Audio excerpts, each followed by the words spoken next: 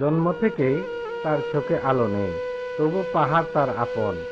সাঁওতাল রাখাল ছেলেটি অন্ধ, কিন্তু তার হার মানেনি। নিজ হাতে বানানো কাঠের ঘণ্টা সে বেঁধে দেয় গরুর গলায়। সেই শব্দেই তার চোখ, সেই শব্দেই তার পথ চলা। পাহাড়ের প্রতিটি ঝরা পাতা, প্রতিটি বাঁক সে চেনে শব্দে শব্দে। গরুর ঘণ্টার টুংটাঙেই তার নির্দেশক। আলো না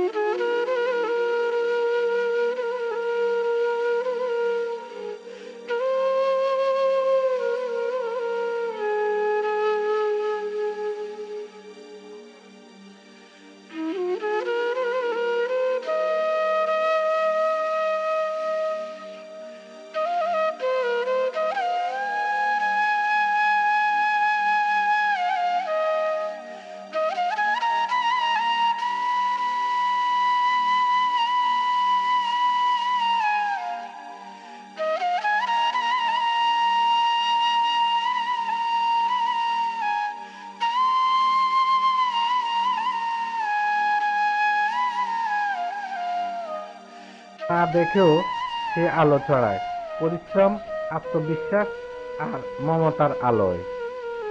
এটা শুধু এক রাখালের গল্প নয়, এটা সাহসের, বেঁচে থাকার, ভালোবাসার গল্প।